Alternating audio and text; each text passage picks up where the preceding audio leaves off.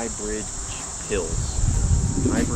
And the course used to be located on an old farm that still sits here today. So let's take a look here at High Bridge Golf Course.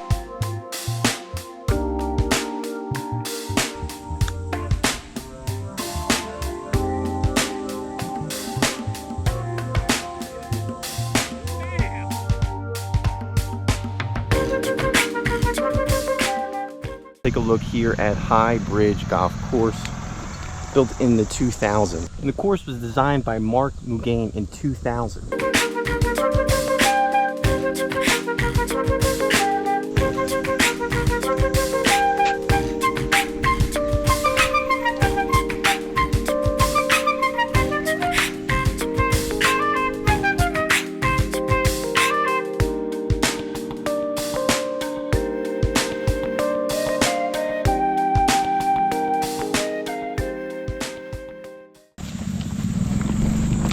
The place can get really confusing, and it's poorly mapped as well. None of the tee boxes have a layout of the hole, so it can become a little disorienting off the tee. The course has bent grass greens and bent grass fairways. So let's take a look at this course that's not too far from the New York City area, with about just an hour drive off the interstate. And it's located outside of the Spruce Run Reserve, which is a giant reserve, a public area, and just enjoy. And you can tell right here, it doesn't feel like you're in New Jersey. And that's because of the terrain. It's very hilly, and it's named after the golf course. It's not a walking friendly golf course. They laughed at me when they told me, "You sure you want to walk this course?"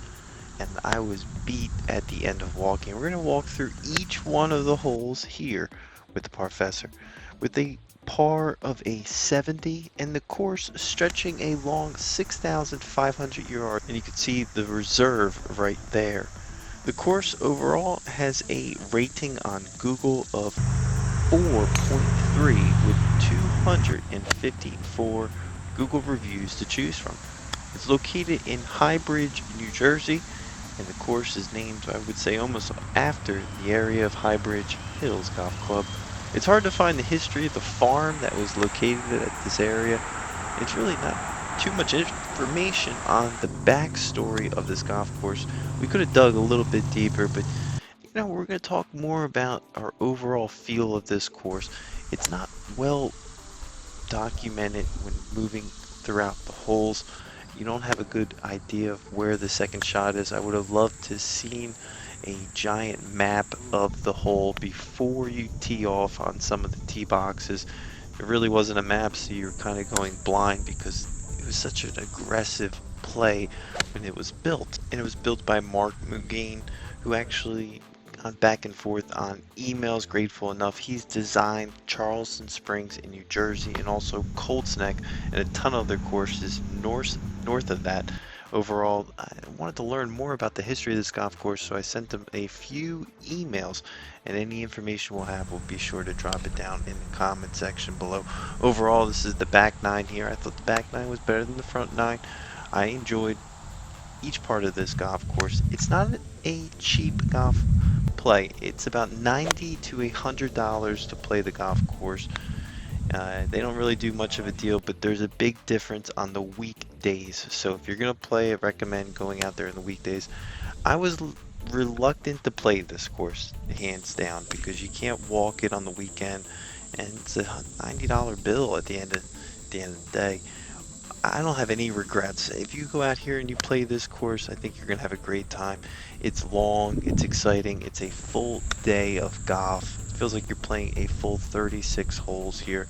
I'm going to give it a 7.2. It's pretty high on this scale. I thought the history was interesting overall.